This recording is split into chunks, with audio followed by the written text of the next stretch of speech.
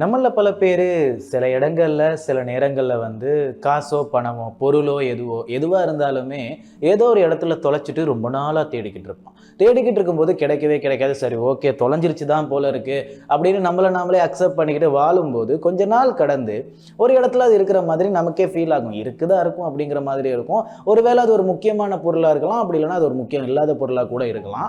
ஆனாலுமே கூட பல வருஷம் கழிச்சு அந்த ஒரு பொருள் நம்மளோட கையில கிடைக்கும்போது என்ன மாதிரியான ஒரு சந்தோஷம் இருக்கும் அப்படின்னு பார்த்துக்கிட்டிங்கன்னா, கண்டிப்பா ஒரு பெரிய சந்தோஷமே இருக்கும் அப்படிங்கிறது தான் உண்மை. இப்போ ஒரு ரூ. 100 காசு காணாம போயிருச்சு அப்படின்னு வச்சுக்கோங்களேன். கொஞ்ச நாள் கழிச்சு நீங்க உங்களோட பேண்ட் எடுத்து பார்க்கும்போது, அந்த ஒரு பேண்ட் பாக்கெட்ல வந்து அந்த ஒரு ரூ. 100 இருக்கு அப்படின்னு வச்சுக்கிட்டீங்கன்னா, உங்களுக்குமே கூட ஓகே சூப்பர் இருக்குதுல்ல அப்படிங்கிற மாதிரி ஃபீல் ஆகும். சரி ஓகே.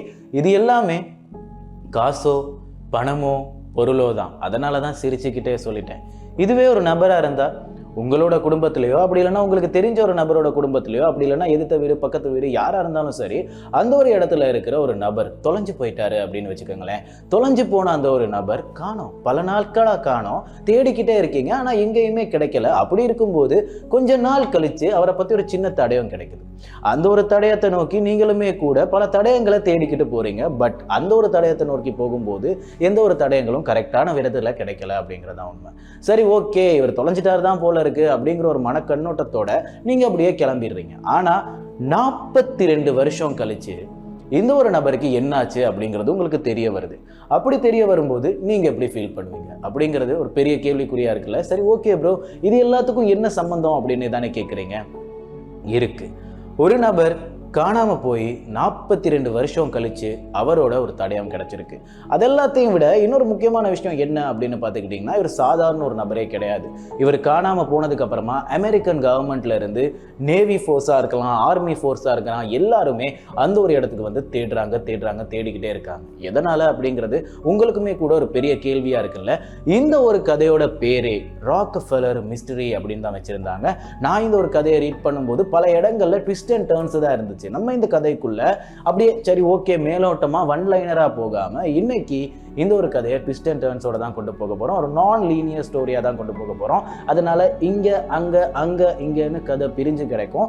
அதுக்காக நீங்க என்ன பண்ணணும் அப்படின்னு பார்த்துக்கிட்டீங்கன்னா கதையை முழுசா கேட்கணும் அப்படிங்கிறது தான் உண்மை. ஸோ இந்த ஒரு கதையோட எண்டிங்ல உங்களுக்கு ஒரு சாட்டிஸ்ஃபேக்ஷன் கிடைக்கும். ஓ இவர் இருக்காரா, எப்படி காணாம போனாரு, உயிரோட தான் இருந்தாரா இவ்வளவு நாள், இல்லைன்னா இறந்துட்டாரா, அப்படியே இறந்து போயிருந்தாலும் இவருக்கு என்ன நடந்திருக்கும், எப்படி இறந்து போயிருப்பாரு அப்படின்னு பல கேள்விகள் ஆரம்பத்துல இருந்தே உங்களோட கண்ணுக்குள்ள இருக்கும்.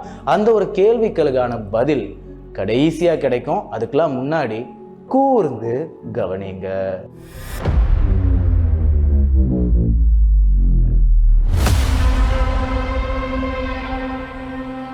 ஓகே, இது நவம்பர் 18, 1961 சவுத் வெஸ்டர்ன்ல இருக்கிற ஆரஃபுரா அப்படின்னு சொல்லப்படுற கடல் பகுதியில் இருக்கிற டச் அப்படின்னு சொல்லப்படுற நாட்டில இருந்து ஒரு கூட்டம், ஒரு ரிசர்ச்சர்ஸ் கூட்டம் வந்து ஆஸ்மர்ட்ஸ் அப்படின்னு சொல்லப்படுற ஒரு ட்ரைப் தீவுக்கு போறாங்க. பழங்குடியினர்கள் வாழுற ஒரு தீவுக்கு போறாங்க. ஸோ அந்த ஒரு தீவுல ஆஸ்மர்ட்ஸ் அப்படின்னு சொல்லப்படுற பழங்குடியினர் மட்டும்தான் வாழ்ந்துகிட்டு வர்றாங்க. இந்த ஒரு தீவுக்கு இவங்க எதுக்காக போறாங்க அப்படின்னு பார்த்துக்கிட்டீங்கன்னா ஒரு பொருளை வாங்கிட்டு வர்றதுக்காக போறாங்க, ஒரு சின்ன ரிசர்ச்சுக்காக போறாங்க. சரி ஓகே ப்ரோ, அந்த ஒரு இடத்துல ஒரு பொருள் இருக்கு அப்படிங்கிறது உங்களுக்கு எப்படி தெரியும், அவங்களுக்கு எப்படி தெரிஞ்சிச்சு அப்படின்னு கேட்குறீங்க. அது எல்லாமே போக போக உங்களுக்கு புரியும் அப்படின்னே சொல்லலாம். ஸோ இவங்க போனது எப்படி அப்படின்னு பார்த்துக்கிட்டிங்கன்னா இந்த ஒரு கடல் பிரயாணத்தில் தான் இவங்க போகிறாங்க. ஸோ ஒரு கப்பலில் தான் போகிறாங்க. இந்த கப்பலில் மொத்தம் 4 பேர் இருக்காங்க. ஒருத்தரோட பேர் ரெனே, இன்னொருத்தரோட பேர் ஜான், இன்னும் 2 பேர் இந்த ஒரு கப்பல்ல பயணிக்கிறாங்க. சரி ஓகேன்னு இவங்க இந்த ஒரு இடத்துல இருந்து டச்சில் இருந்து பல பொருட்களை எடுத்துக்கிட்டு சேஃப்டி மெஷர்மெண்ட்ஸ் எல்லாத்தையுமே வச்சுக்கிட்டு கரெக்டான நேரத்தில் கடலுக்குள்ள போறாங்க. கடலுக்குள்ள போகும்போது கடல் ஒரு சீரான காலநிலையாக தான் இருக்கு. கடல்ல எந்த விதத்திலையுமே பிரச்சனைகள் இருக்கிற மாதிரியே யாருக்குமே தெரியல. அதனால எல்லாத்தையுமே சுமூகமா கொண்டு போறாங்க. கொண்டு போகும்போது எந்த விதத்திலையுமே பிரச்சனைகள் வரல. ஆனா பல மணித்தியாலம் கடந்து கொஞ்சம் முன்னாடி தூரம் போகும்போது இந்த ஒரு கடல்ல ஒரு பெரிய அனர்த்தம் உண்டாக ஆரம்பிக்குது. என்ன மாதிரியான ஒரு அனர்த்தம் அப்படின்னு பார்த்துக்கிட்டிங்கன்னா அலைகள்லாம் அதிகமாக வீச ஆரம்பிக்குது. வீசும்போது ரொம்பவுமே மோசமாக காத்தடிக்க ஆரம்பிக்குது, இடி இடிக்குது, மழை பெய்யுது அப்படின்னு பல விஷயங்கள் நடந்துக்கிட்டு இருக்கு. இந்த விஷயங்கள் நடந்துக்கிட்டு இருக்கும்போது இந்த ஒரு கப்பலுமே கூட சரியான ஒரு கண்ட்ரோல்லையே இல்லை, அந்த ஒரு டீமோட கண்ட்ரோல்லையே இல்லை. அதனால இந்த ஒரு கப்பல் எப்படா பெறணும் எப்படா உருணும் அப்படிங்கிற மாதிரி தான் சுற்றிக்கிட்டு இருக்கு. அப்படி இருக்கும்போது மக்கள் மத்தியிலையும் சரி, இந்த ஒரு 4 பேர் மத்தியிலையும் சரி, கடலுக்குள்ள இருக்கிற மற்றவங்களையா இருக்கட்டும், எல்லாருமே பீதியில தான் இருக்காங்க. ஆனா இந்த 4 பேரோட கண்ணோட்டத்தில் நம்ம பார்க்கறதுக்கு காரணம், இந்த 4 பேர்ல ஒருத்தர் ரொம்ப முக்கியமான ஒரு நபரா இருக்கிறாரு.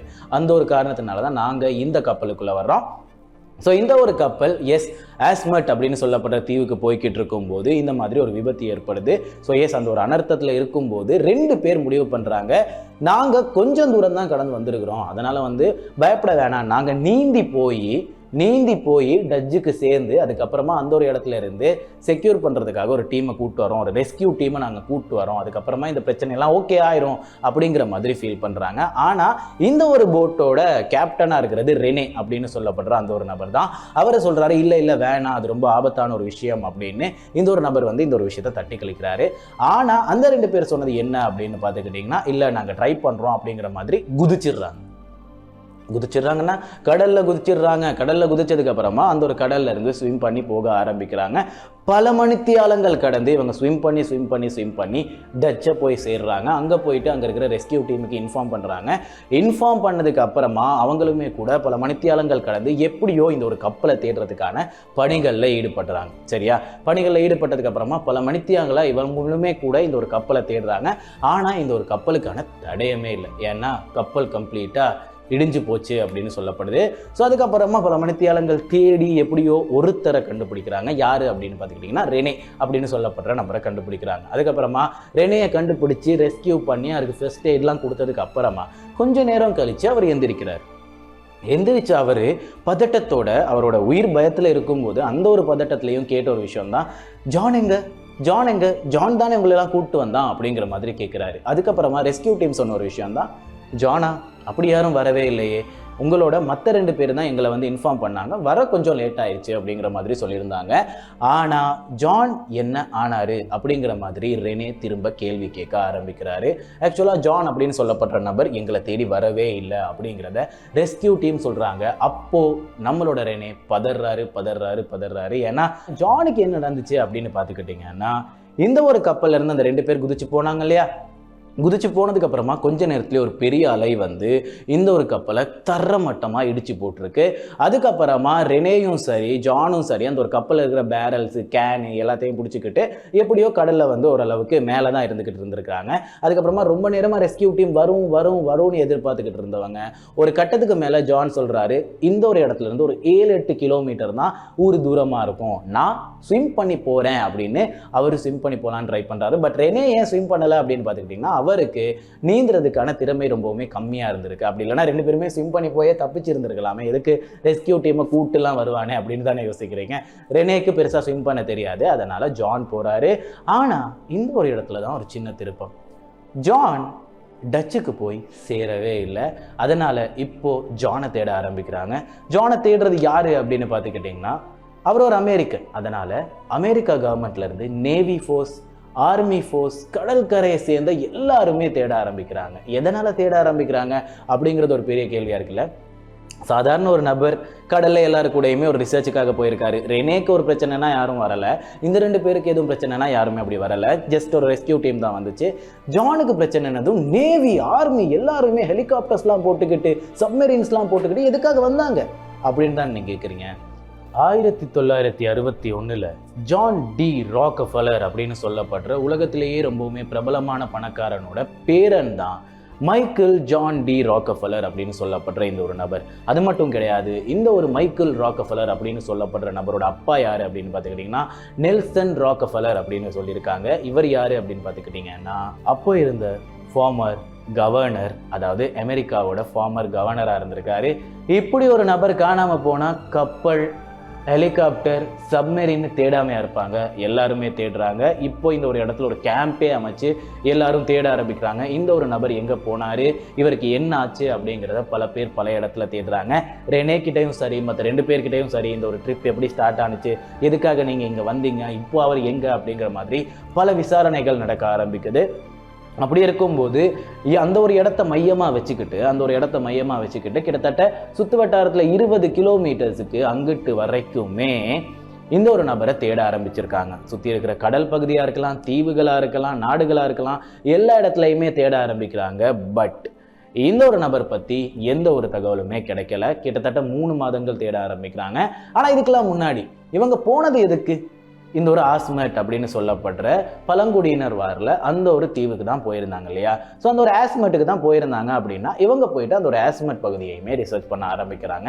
ஆஸ்மெட்ல கேட்குறாங்க, இந்த மாதிரி ஒரு நபரோட தகவல்கள் கிடைச்சிச்சா அப்படிங்கிற மாதிரி கேட்க ஆரம்பிக்கிறாங்க. ஆனால் அவங்களுமே கூட இல்லை, எந்த மாதிரியான ஒரு தகவலும் கிடைக்கல, நாங்கள் யாரையுமே பார்க்கல அப்படிங்கிற மாதிரி சொல்ல ஆரம்பிக்கிறாங்க. அது எப்படி அவங்க சொன்னதுமே இவங்களுக்கு வந்து இவர் தான் அப்படின்னு ரெகக்னைஸ் ஆனிச்சு அப்படின்னு பார்த்துக்கிட்டிங்கன்னா, இதுக்கு முன்னாடியே இவர் வந்து ஹை ஸ்கூல் படிக்கும் போதே ஃப்ரெண்ட்ஸ் கூட இந்த ஒரு ஆஸ்மெட் தீவுக்கு வந்திருக்காரு. இந்த ஒரு பழங்குடியினர் வாழ்ற தீவுக்கு வந்திருக்காங்க. எதுக்காக அப்படின்னு பார்த்துக்கிட்டிங்கன்னா, இவங்களோட ஃப்ரெண்ட்ஸ் வந்து ஒரு அசைன்மெண்ட்டுக்காக இந்த மாதிரி பழங்குடியினர்களோட ஒரு சின்ன அசைன்மெண்ட் வந்து கவர் பண்ணுறதுக்கு இந்த ஒரு தீவுக்கு போயிருந்திருக்காங்க. இந்த ஒரு ஜான் அப்படின்னு சொல்கிறவர், அப்படி இல்லைன்னா மைக்கிள் அப்படின்னு சொல்கிறவர் வந்து ஃபோட்டோகிராஃபியில் ரொம்பவுமே இன்வால்வ்டாக இருக்கிற ஒரு நபர். சரியா? ஸோ அவருக்கு வந்து ஃபோட்டோகிராஃபினா ரொம்ப பிடிக்கும். இந்த ஒரு இடத்துக்கு போய்ட்டு ஃபோட்டோகிராஃப்ஸ்லாம் நல்லா எடுத்துக்கலாம் அப்படிங்கிற ஒரு பிளானில் தான் இவர் போகிறாரு. போனதுக்கு அப்புறமா அந்த ஒரு இடத்துல இருக்கிற பல விஷயங்களை ஒரு ஃபோட்டோ எடுக்கிறாரு. அங்கே இருக்கிற நபர்களை வந்து இவருக்கு ரொம்பவுமே பிடிச்சிருது. அவங்களுக்குமே கூட ரொம்ப பிடிச்சிருது. இவர் அவங்கள மாதிரியே உடுத்துறது, அவங்களோட பாரம்பரியங்களை வந்து சொல்லிக் கொடுக்குறது, இந்த மாதிரி பல விஷயங்கள் வந்து பண்ணிக்கிட்டு இருந்திருக்கிறாங்க. ஆக்சுவலாக ஆஸ்மெட்ஸ் அப்படின்னு சொல்கிறவங்க வந்து கிராஃப்டிங், அதாவது கை தேர்ந்த கலைகளில் வந்து ரொம்பவுமே கை தேர்ந்தவங்க அப்படின்னே சொல்லலாம். அதாவது கிராஃப்டிங் அப்படின்னு சொல்லுவாங்க இல்லையா, கைவேலைகள் அப்படின்னு சொல்லுவாங்க இல்லையா, அந்த மாதிரி கலைகளில் வந்து ரொம்பவுமே கை தேர்ந்தவர்கள் அப்படின்னே சொல்லலாம். அழகழகான கிராஃப்ட் எல்லாமே பண்ணி வச்சிருந்திருக்காங்க. அதையுமே கூட நம்மளோட யார் மைக்கிள் வந்து ஃபோட்டோலாம் எடுத்துட்டு தான் வந்திருக்கிறாரு. ஸோ திரும்ப இவர் எதுக்காக போனார் அப்படின்னு பார்த்துக்கிட்டிங்கன்னா, அந்த ஒரு இடத்துல இருந்து ஒரு குட்டி பொருளை எடுத்துட்டு வரலாம் அப்படிங்கிறதுக்காக தான் இந்த ஒரு ரிசர்ச் டீமோட போயிருந்திருக்கிறாரு. அதனால மக்களுக்குமே கூட இவரை ரொம்பவுமே பிடிச்சிருந்திருக்கு. இவங்களுக்கு ஆல்ரெடி மைக்கில் ரொம்பவுமே தெரியும். ஏன்னா ரொம்பவுமே நல்ல குணங்கள் படைத்தவங்க தான் இந்த ஒரு ஆஸ்மெட் அப்படின்னு சொல்லப்படுற பழங்குடியினர். இல்லை அடிச்சிருவோம் பிடிச்சிருவோம் அப்படிங்கிறதெல்லாம் கிடையாது, ஒரு நல்ல ஒரு பழங்குடியினர் அப்படின்னே சொல்லலாம். அதனால் இவங்களுக்கு மைக்கில் ரொம்பவுமே ஞாபகம் இருக்குது. ரொம்பவுமே ஜாலியாக இவங்க கூட சுற்றிக்கிட்டு இருந்த ஒரு நபர் தான். அதனால தான் இவங்ககிட்ட போய் கேட்குறாங்க. கேட்கும்போது அவங்களுக்குமே கூட இந்த ஒரு மைக்கிள் எங்கே போனார் அப்படிங்கிறதே தெரியலை. ஸோ இப்படி தான் ஒரு 3 மாதமாக இந்த ஒரு இடத்துல பல விஷயங்களை தேடி கண்டுபிடிக்கலாம் அப்படின்னு போலீஸுமே கூட ட்ரை பண்ணிக்கிட்டு இருக்காங்க. பட் 3 மாதமாக எந்த ஒரு விதத்துலையுமே ஒரு சின்ன தடயம் கூட கிடைக்கல. இதுக்கப்புறமா இந்த ஒரு விஷயம் வந்து கவர்மெண்ட் மூலியமாகவே ஒரு ஹேண்ட்லிங்க்கு வருது. அப்படி வரும்போது கவர்மெண்ட்டில் வந்து அப்போ இருந்த ரூல்ஸ் பிரகாரம் வந்து கவர்மெண்ட்டில் எப்படின்னா 3 மாதத்துக்கு மேலே ஒரு நபரை காணோம் அப்படின்னா சட்ட ரீதியாகவே அவர் வந்து இறந்துட்டாரு அப்படிங்கிற மாதிரி அனௌன்ஸ் பண்ணிக்கலாம். ஓகேவா? ஆக்சுவலாக சட்ட ரீதியாக அவர் இறந்துட்டார், ஒரு சின்ன தடயம் கூட இல்லை அவர் உயிரோடு இருக்கிறதுக்கு அப்படின்னா இறந்து போயிட்டார் அப்படி தானே சொல்லணும். ஒன்று இவர் உயிரோடு இருக்கிறாரு அப்படிங்கிறதுக்கான ஒரு தடயம் இருக்கணும், அப்படி இல்லைன்னா இவர் இறந்து போயிட்டாரு அப்படிங்கிறதுக்கான தடயம் இருக்கணும். ரெண்டுமே இல்லை அப்படிங்கிறதுனால ஒஃபீஷியலாக கவர்மெண்ட் ஒஃபீஷியல்ஸ் மூலியமாகவே ஒஃபீஷியலாக இவர் இறந்து போயிட்டாரு அப்படிங்கிறத அனௌன்ஸ் பண்ணுறாங்க. அனௌன்ஸ் பண்ணதுக்கு அப்புறமா கொஞ்ச நாள் கடந்து இந்த ஒரு ராக்கஃபெல்லர் ஃபேமிலி அப்படிங்கிறவங்க வந்து விட்டு கொடுக்க மாட்டாங்க இல்லையா, அவங்களுமே கூட பல விதத்தில் தேடிக்கிட்டு தான் இருக்காங்க. கண்டுபிடிச்சி கொடுக்குறவங்களுக்கு வந்து சில பல ரிவார்ட்ஸ் கொடுக்குறோம் அப்படிங்கிற மாதிரியும் பல விஷயங்கள் அனௌன்ஸ் பண்ணுறாங்க. ஆனால் இந்த ஒரு விஷயம் நடந்துச்சு இல்லையா, ஒஃபிஷியலாக அனௌன்ஸ் பண்ணாங்க இல்லையா செத்துட்டாரு அப்படிங்கிறத. அதுக்கப்புறமா இல்லை இதுக்கப்புறம் நாங்கள் தேடுறது வேஸ்ட்டு தான் அப்படின்னா அவங்களுமே கூட ஃபீல் பண்ணி ஓகே நம்மளோட பையன் இறந்துட்டான் அப்படிங்கிறத ஃபீல் பண்ணி இந்த ஒரு இடத்துல அக்செப்ட் பண்ணிக்கிட்டு வாழ ஆரம்பிக்கிறாங்க. பட் இந்த ஒரு கதை இங்கே முடியலை. இந்த கதை ஆரம்பித்த காலகட்டங்கள்ல இருந்தே இந்த ஒரு கதையை இன்வெஸ்டிகேட் பண்ணிக்கிட்டு இருந்த ஒரு நபர் இருக்கார். அராசி அப்படின்னு சொல்லப்படுற ஒரு மெகசீனில் ஒர்க் பண்ணுற ஒரு நபர் தான் இந்த ஒரு நபர். ஓகேவா? மில்க் மேக்லின் அப்படின்னு தான் இவரோட பேர் இருந்திருக்கு. ஸோ இவர் வந்து 8 வருஷமாக கிட்டத்தட்ட இந்த ஒரு விஷயத்தை பற்றி ரிசர்ச் பண்ணிக்கிட்டே வந்திருக்காரு. இவர் இன்னும் சாகலை அப்படிங்கிற ஒரு விஷயத்த நான் ப்ரூவ் பண்ணுவேன், நான் சால்வ் பண்ணுவேன் அப்படிங்கிற மாதிரி இந்த ஒரு மெகசீனில் இருந்து என்ன மாதிரியான விஷயங்கள் பண்ண முடியுமோ அது எல்லாத்தையுமே பண்ணி ட்ரை பண்ணிக்கிட்டு தான் வர்றாரு.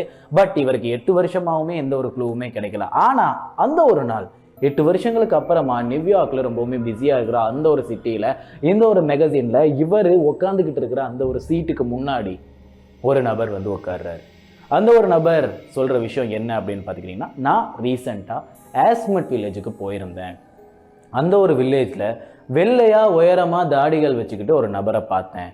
அந்த ஒரு நபர் நீங்கள் சால்வ் பண்ணணும்னு தேடிக்கிட்டு இருக்கீங்க இல்லையா, அந்த நபராக தான் இருக்கும், அந்த ஒரு மைக்கிளாக தான் இருக்கும் அப்படின்னு இந்த ஒரு நபர் சொல்கிறாரு. இந்த ஒரு நபர் யார் அப்படின்னு பார்த்துக்கிட்டிங்கன்னா ஒரு ஸ்மக்லர். இவர் ஸ்மக்லிங் பண்ணி அந்த ஒரு காசுங்களில் தான் ஆஸ்மெட்டில் போயிட்டு ஜாலியாக இருக்கலாம் அப்படின்னு போன ஒரு நபர் தான். பட் இவருமே கூட அந்த மேகசின்ஸ்லாம் பார்த்துருக்கிறனால இவர் இந்த ஒரு நபர்கிட்ட வந்து இந்த ஒரு விஷயத்த சொல்கிறாரு. அதுக்கப்புறமா ரொம்ப நேரமாக இவருக்கு வந்து ஒன்றுமே புரியலை. இவருக்கு ரொம்பவுமே சந்தோஷம். சரி ஓகே, ஒரு பெரிய க்ளூ கிடச்சிருக்கு, நம்ம போயிட்டு பார்த்துட்டோம்னா கண்டிப்பாக கண்டுபிடிச்சிடலாம் அப்படிங்கிற மாதிரி ஒரு சந்தோஷம் இருக்குது. ஆனால் இவர் திருப்பி கொஸ்டின் கேட்க ஆரம்பிக்கிறாரு. நீங்கள் கண்டுபிடிச்சிங்கன்னா அவங்களோட குடும்பம் வந்து பணக்கார குடும்பம், அவங்க ரிவார்டும் கொடுக்குறேன்னாங்க, நீங்கள் ஏன் அதை போயிட்டு அவங்க கிட்ட இருந்து வாங்கிக்கல அப்படின்னு கேட்குறாரு. அப்போ வந்து இவர் சொன்ன ஒரு விஷயம் தான், என்னோட வாழ்க்கையில் நான் பல தப்பு பண்ணிட்டேன், பல பேருக்கு பாவங்கள் பண்ணியிருக்கேன், ஆனால் இந்த ஒரு வாட்டி கடைசியாக ஒரு நல்லது பண்ணிட்டு நான் செத்துடலாம் அப்படிங்கிற ஒரு முடிவில் தான் இருக்கேன் அப்படிங்கிற மாதிரியான ஒரு விஷயத்த சொல்கிறாரு. ஏன்னா இவர் ஒரு ஸ்மக்லர் அப்படிங்கிற ஒரு காரணத்தினால. அதுக்கப்புறமா இந்த ஒரு விஷயத்த கேட்டதுக்கப்புறம் மில்க்னால் நம்ப முடியலை. ஆனாலுமே கூட மில்க் முடிவு பண்ண ஒரு விஷயம் தான், அந்த ஒரு இடத்துக்கு போயிட்டு பார்ப்போம், அந்த ஒரு இடத்துக்கு போயிட்டு ரிசர்ச் பண்ணுவோம், அந்த இடத்துல போயிட்டு என்ன மாதிரியான தகவல்கள் கிடைக்குது அப்படிங்கிறத கெதர் பண்ணுவோம் அப்படின்னு யோசிக்கிறாரு மில்க். அதுக்கப்புறம் என்னதான் இவரை நம்பலானோ கொஞ்ச நாளில் இந்த ஒரு இடத்துக்கு போகிறதுக்கான எல்லா வசதிகளையும் அமைச்சுக்கிட்டு போகிறாரு. பல நாட்கள் பிரயாணம் செய்கிறாரு. பல நாட்கள் பிரயாணம் செஞ்சு இந்த ஒரு ஆஸ்மெட் வில்லேஜை வந்து அவர் சேர்றாரு. அதுக்கப்புறமா அந்த ஒரு இடத்துக்கு போயிட்டு அங்கே இருக்கிற ஒரு நபரையும் கூட்டுக்கிட்டு தான் போகிறாரு. யார் அப்படின்னு கேட்டீங்கன்னா நியூயார்க் இருக்கிற ஒரு டைரக்டரையும் கூட்டுக்கிட்டு தான் போறாரு. வீடியோ விஷுவல்ஸ்லாம் எடுக்கணும் அப்படிங்கிறதுக்காக. ஆதாரங்கள் முக்கியம் இல்லையா? அங்கே போயிட்டு இல்லை இப்படி ஒரு நபரே இல்லை அப்படின்னு சொல்லிட்டாங்கன்னா அதனால ஆதாரங்கள் இருக்கணும் அப்படிங்கிற ஒரு காரணத்துக்காக ஒரு டைரக்டரையும் கேமராவையும் தூக்கிக்கிட்டு இவரோட ரிப்போர்ட்டையும் எடுத்துக்கிட்டு கிளம்புறாரு. பல நாட்கள் பிரயாணம் செஞ்சு அந்த ஒரு இடத்துக்கு போனதுக்கு அப்புறமா அங்கே இருக்கிற பழங்குடியினர்கிட்ட கேட்ட ஒரு விஷயம் தான், இந்த மாதிரி இந்த ஒரு நபர் தான் நான் தேடிட்டு வந்தேன், 8 வருஷங்களுக்கு முன்னாடி இவர் காணாமல் போயிருந்தார், எனக்கு ஒரு தகவல் கிடச்சிச்சு, இந்த ஒரு தீவில் அவர் இன்னும் வாழ்ந்துக்கிட்டு இருக்காரு அப்படிங்கிற மாதிரியான ஒரு விஷயம். அப்போது பழங்குடியினர் ரொம்பவே நல்லவங்க இல்லையா? ஸோ அவங்க சொன்ன ஒரு விஷயம் தான், இல்லை எங்களுக்கு இந்த மாதிரி ஒரு விஷயம் தெரியாது, நாங்கள் யாரையுமே பார்க்கல அப்படிங்கிற மாதிரியான ஒரு விஷயத்த சொல்கிறாங்க. ஆனால் மில்க்னால நம்பவே முடியலை. அதனால் அவர் சொன்ன ஒரு விஷயம் தான், நான் இங்கே கொஞ்ச நாள் தங்கிக்கலாமா அப்படிங்கிற மாதிரி கேட்குறாரு. எஸ், கொஞ்ச நாள் தங்குறாரு. கொஞ்ச நாள் தங்கி இந்த ஒரு இடத்துல தேடி பார்க்குறாரு. பல நாட்கள் போகுது, பல காலங்கள் கடந்து போகுது. இவரோட வீடியோ விஷுவல்ஸும் எல்லா இடத்துலையுமே கரெக்டாக இருக்குது. ஆனால் இவருக்கு எந்த விதத்துலையுமே ஆதாரங்கள் கிடைக்கல. இந்த ஒரு இடத்துல மைக்கேல் இருக்கிறாரு அப்படிங்கிற மாதிரியான ஒரு ஆதாரமே கிடைக்கல. இதனால் இவர் ரொம்பவுமே வெக்ஸ் ஆகி திரும்ப நியூயார்க்குக்கு போகிறாரு. நியூயார்க்குக்கு போனதுக்கு அப்புறமா என்னோட ரிசர்ச் இவ்வளோ கேவலமாக போயிருச்சு, என்னோட ரிப்போர்ட் எதுலையுமே ஒரு சின்ன தடயம் கூட கிடைக்கல, இந்த ஒரு மனுஷன் வாழ்ந்துருக்கான் அப்படி இல்லைன்னா இந்த ஒரு இடத்துல இருக்கான் அப்படிங்கிற மாதிரி அப்படின்னு சொல்லிட்டு இவர் எடுத்த வீடியோ விஷுவல்ஸ் இருக்கு இல்லையா, இது வரைக்குமே அதை கூட இவர் டெவலப் பண்ணலை. ஸோ டெவலப் பண்ணாதனால இவருக்கு அந்த ஒரு வீடியோ விஷுவல்ஸில் என்ன இருக்குது அப்படிங்கிறது கூட தெரியலை. இப்படி இருக்கும்போது கிட்டத்தட்ட 41 வருஷம் கடந்து ஒரு அமெரிக்கன் டைரக்டர் இந்த ஒரு கதையை வச்சு ஒரு படம் எடுக்கலாம் அப்படின்னு முடிவு பண்ணுறாரு. அப்படி முடிவு பண்ணும்போது இந்த ஒரு படத்தோட கம்ப்ளீட் ரிசர்ச் இருக்கணும் இல்லையா, அந்த ஒரு கம்ப்ளீட் ரிசர்ச்சுக்காக இந்த ஃபுட்டேஜஸை எடுக்கிறாரு, அவர் டெவலப் பண்ணுறாரு, அவரோட தியேட்டரில் ப்ளே பண்ணி பார்க்குறாரு. பார்க்கும்போது அவரோட கண்ணில் இந்த ஒரு விஷயம் சிக்குது. அந்த ஒரு விஷுவலாக இருக்கிறது ஒரு வெள்ளை மகன், அதாவது உயரமாக வெள்ளையாக இருக்கிற ஒரு நபர், இந்த ஒரு ட்ரைபுக்கு சம்மந்தமே இல்லாத ஒரு நபராக தான் இருந்திருக்காரு. ஸோ இந்த ஒரு விஷயத்தை இவர் இப்படியே ரிலீஸ் பண்ணிட்டு சும்மா இருந்துடுறாரு. ஆனால் 2012 கார்ல் டாஃப்மன் அப்படின்னு சொல்லப்படுற நேஷனல் ஜியாகிரபிக்கில் வேலை பார்க்குற ஒரு நபர் இந்த ஒரு விஷயத்தை கண்டுபிடிக்கிறாரு. அதுக்கப்புறமா இதை விட்டு கொடுக்கலாம் முடியாது அப்படிங்கிற ஒரு காரணத்தினால இவர் அந்த ஒரு தீவுக்கு போயிட்டு என்ன நடந்தது அப்படிங்கிறத பார்க்கலாம் அப்படின்னு முடிவு பண்ணுறாரு. ஸோ அந்த ஒரு இடத்துக்கு போகிறாரு. போயிட்டு பல மாதங்கள் இந்த ஒரு பழங்குடியினரோட நம்பிக்கையை வளர்த்துக்கணும் அப்படிங்கிற ஒரு காரணத்துக்காக அந்த ஒரு இடத்துலையே தங்குறாரு. தங்கி இந்த ஒரு விஷயத்தை தெரிஞ்சுக்கணும் அப்படின்னு எதிர்பார்க்குறாரு. கிட்டத்தட்ட 3 மாதம் அங்கேயே தங்கியிருக்கிறாரு. அந்த ஒரு 3 மாதம் தங்கினதுக்கு அப்புறமா இந்த ஒரு பழங்குடியினர்கிட்ட அந்த ஒரு நாள் கேள்வியை கேட்க ஆரம்பிக்கிறாரு. மைக்கேல் அப்படின்னு சொல்லப்பட்ட ஒரு நபர் உங்களோட தீவுக்கு வந்தாரா? அந்த ஒரு நபருக்கு என்னாச்சு அப்படிங்கிறத இப்போ இவர் மேலே இந்த ஒரு பழங்குடியினர் மக்களுக்கு ஒரு பெரிய நம்பிக்கை இருக்குது. அதனால் அவங்களுமே கூட ஓப்பன் அப் பண்ண ஆரம்பிக்கிறாங்க. மைக்கேலுக்கு என்னாச்சு அப்படிங்கிற ஒரு விஷயத்த அவங்க ஓப்பன் அப் பண்ண ஒவ்வொரு வார்த்தையையும் ஒரு புக்கில் இவர் பதிவு செய்கிறாரு. சேவேஜ் ஹார்வெஸ்ட் அப்படின்னு சொல்லப்படுற ஒரு புக்கு. இந்த ஒரு புக்கில் அப்போ அவங்க சொன்னது இருக்கணும் இல்லையா, அந்த ஒரு புக்கில் இவங்க சொன்னது இருந்துச்சு. என்னென்னு இருந்துச்சுன்னு தெரியுமா, என்ன சொல்லியிருந்தாங்கன்னு தெரியுமா, இந்த ஒரு நபருக்கு என்ன நடந்திருக்கு அப்படிங்கிற ஒரு கேள்வி இருக்கு இல்லையா, அதுக்கான பதில் என்னன்னு தெரியுமா, அந்த ஒரு நாள் கப்பல் இடிஞ்சதுக்கு அப்புறமா இவர் நீந்தி போனது ஆஸ்மெட் வில்லேஜுக்கு தான். அப்படி போகும்போது இவர் தண்ணியிலேயே மயங்கி அந்த ஒரு கடற்கரையில் ஒதுங்கி வந்து நின்றுருக்காரு. அதை ஆஸ்மெட் வில்லேஜில் இருக்கிற சில பழங்குடியினர் பார்த்துருக்காங்க. பார்த்ததுக்கு அப்புறமா இவரை காப்பாற்றி வெளியெடுத்திருக்காங்க. வெளியெடுத்ததுக்கு அப்புறமா இந்த ஒரு நபர் ஒரு பொருளை கேட்டிருக்காரு. நான் சொன்னேன் இல்லையா, இவங்க வந்து கிராஃப்டில் வந்து ரொம்பவுமே கை தேர்ந்தவங்க அப்படின்னு. ஸோ அதனால் அந்த ஒரு கிராஃப்டில் இருந்து ஒரு விஷயத்தை இவர் கேட்டு வந்திருக்காரு. கேட்டதுக்கு அப்புறமா இவங்க சத்தமே இல்லாமல் இவரை வில்லேஜுக்குள்ளே கூப்பிட்டு போகிறாங்க. கூப்பிட்டு போகும்போது மைக்கேல் திரும்ப சொல்கிறாரு, என்னோட ஃப்ரெண்டுமே கூட கடல் நடுவில் சிக்கியிருக்கான் அப்படின்னு சொல்கிறாரு. அப்படி சொல்லும்போது இவங்க சத்தமே இல்லாமல் இவரோட எந்த ஒரு கேள்விக்கும் பதிலே சொல்லாமல் உள்ளே கூப்பிட்டு போகிறாங்க. அப்படி கூப்பிட்டு போகும்போது மைக்கில் ஒரு வெட்ட வெளிக்கு கூப்பிட்டு போகிறாங்க. அவங்களோட தீவுக்குள்ளே காட்டு பகுதிக்குள்ளே ஒரு வெட்ட வெளிக்கு கூப்பிட்டு போகிறாங்க. அந்த ஒரு இடத்துல ஒரு நபர் நெருப்புக்கு முன்னாடி இருந்து ஏதோ வேதங்களை ஓதிக்கிட்டு அந்த நெருப்பை பார்த்துக்கிட்டு இருக்காரு. இன்னும் 3 பேர் ஆயுதங்களை கையில் வச்சுக்கிட்டு பார்த்துக்கிட்டு இருக்காங்க. பின்னாடி இவரோட 2 பேர் வந்துக்கிட்டு இருக்காங்க. இப்போ அந்த ஒரு வெட்ட வெளி பகுதிக்குள்ளே போகிறாங்க. போகும்போது அந்த ஒரு 3 பேரில் ஒருத்தர் எடுத்து சங்கு ஊத ஆரம்பிக்கிறாரு. அப்போதான் மைக்கேலுக்கு தெரியுது இது எங்களுக்கான சாவு சங்கு தான் அப்படிங்கிறது. ஸோ அந்த சங்கை ஊதினத்துக்கு அப்புறமா என்ன நடக்குது அப்படின்னு பார்த்துக்கிட்டிங்கன்னா, மைக்கேல் பதறிக்கிட்டு இருக்காரு. பதறிக்கிட்டு இருக்கும்போதே இவர் ப்ளீஸ் என்னை விட்டுருங்க, நான் இந்த ஒரு இடத்துக்கு தெரியாமல் வந்துட்டேன் அப்படின்னு சொல்கிறாரு. அப்படி சொல்லும்போதே பின்னாடி இருந்த ஒரு நபர் ஒரு ஈட்டி எடுத்து அவரோட முதுகில் நடு எலும்புலையே ஸ்பைன்லையே குத்திடுறாரு. குத்தினதுக்கு அப்புறமா நம்மளோட மைக்கேலுக்கு இப்போ எந்திரிச்சு நிற்கவே முடியலை. முட்டி போட்டு கீழே விழுந்து இவங்களோட காலில் விழுந்து கெஞ்ச ஆரம்பிக்கிறாரு, என்னை விட்டுருங்க, என்னை எதுவும் பண்ணாதீங்க அப்படின்னு சொல்கிறாரு. ஸோ சொன்னதுக்கு அப்புறமா கூட இவங்க விடலை. சுற்றி 4-5 பேர் ஈட்டி எடுத்து குத்தி குத்தி குத்தி கொண்டிருக்காங்க. கொன்னதுக்கு அப்புறமா இவர் இறந்தும் போயிருக்காரு. இறந்து போனதுக்கு அப்புறமா எப்படி ப்ரோ பாடி கூட கிடைக்கல அப்படின்னு தானே கேட்குறீங்க? ஆக்சுவலாக துண்டு துண்டாக கட் பண்ணி இவரோட ஆர்கன்ஸ் வரைக்கும் சாப்பிட்ருக்காங்க அந்த ஒரு பழங்குடியினர். சரி ஓகே ப்ரோ, இதுக்கு முன்னாடி அவர் வந்து ஒரு கேம்பிங்காக போயிருந்தார் இல்லையா, அப்போ எல்லாரும் ஜாலியாக தானே பார்த்துக்கிட்டு இருக்காங்க, நல்லதாக தானே இருந்தாங்க அப்படின்னு கேட்குறீங்களா இருக்கும். இதில் தான் ஒரு பிரச்சனை இருக்குது. இவர் இந்த வாட்டி போனப்போ கேட்ட அந்த ஒரு கிராஃப்ட் பொருள் ஒரு பெரிய பிரச்சனையை இவருக்கு உண்டாக்கியிருக்கு அப்படிங்கிறது தான் உண்மை. நான் சொன்னேன் இல்லையா, அவரை காப்பாற்றிட்டு போகும்போதே உள்ளே போகும்போதே இவர் அந்த ஒரு கிராஃப்ட் பொருளை கேட்டாருங்க. அந்த ஒரு கிராஃப்ட் பொருளோட பேர் என்ன அப்படின்னு பார்த்துக்கிட்டிங்கன்னா பீஸ் பால் அப்படின்னு சொல்லப்படுற ஒரு பொருள். சரியா, அந்த ஒரு பொருள் இவங்க எதுக்காக உருவாக்குறாங்க அப்படின்னு பார்த்துக்கிட்டிங்கன்னா, இவங்களோட இறந்து போன நபர்களோட ஆவி வந்து இந்த ஒரு இடத்துல தங்கி நிற்கும், வாழும் அப்படிங்கிற மாதிரி சொல்கிறாங்க. அதுக்காக தான் இந்த ஒரு கிராஃப்டே உருவாக்கியிருக்காங்க. அந்த கிராஃப்ட்டுக்குள்ளே வந்து அவங்களோட ஆவிகள் வாழ்ந்துக்கிட்டு இருக்கும் அப்படிங்கிறத தான் இவர் நம்புகிறாங்க. ஓகே, இப்படி நம்பிக்கிட்டு இருக்கும்போது இவர் போயிட்டு அந்த ஒரு பொருளை கேட்குறாரு. ஆனால் இவர் கேட்டது வந்து இந்த ஒரு பழங்குடியினர் வந்து இருக்காங்க அப்படிங்கிறத நாட்டுக்கு தெரிவித்து இவங்களுக்கு தேவையான நல்லதுகளை கொண்டு வந்து சேர்க்கணும் அப்படிங்கிறதுக்காக தான் இவர் வர்றாரு. ஆனால் அவங்க நினைச்சது என்ன அப்படின்னு பார்த்துக்கிட்டிங்கன்னா, கடைசியாக செஞ்ச பீஸ் பால், இவர் வந்து பார்க்கும்போது இருந்த பீஸ் பால் வந்து டச் கவர்மெண்ட்டோட ஃபோர்ஸ் அட்டாக் பண்ணும்போது இறந்து போன ஒவ்வொரு நபரோட ஆத்மாவும் வாழ்ந்துக்கிட்டு இருக்கிற பீஸ் பால். இதனால் இவங்க என்ன நினைக்கிறாங்க அப்படின்னு பார்த்துக்கிட்டிங்கன்னா, இவரும் அந்த டச் ஃபோர்ஸை சேர்ந்தவர் தான், இவர் நம்மளோட பழங்குடியினருக்கு ஒரு பெரிய ஆபத்து அப்படின்னு நினச்சி அந்த ஒரு இடத்துலையே இவரை கொலை பண்ணி கண்டந்துண்டமாக வெட்டி சாப்பிட்டுடுறாங்க. அதுக்கப்புறமா இந்த ஒரு மேகசினில் என்ன தான் எழுதியிருந்தாலும், இந்த புக்கில் என்ன தான் எழுதியிருந்தாலும், அந்த ஒரு நேஷனல் பயோகிராஃபிக்கில் இருக்கிற அந்த ஒரு ரிசர்ச்சர் வந்து சொல்லியிருந்தாலும் யாருமே நம்பலை. ஏன்னா அதுக்கும் ஆதாரங்கள் இல்லை. அவரை சாப்பிட்டுட்டனால சரி ஓகே சாப்பிட்டுட்டாங்க ப்ரோ அப்படின்னு சொல்கிறதுக்கான ஆதாரங்கள் இருக்கா அப்படின்னு கேட்டீங்கன்னா அதுவும் இல்லை.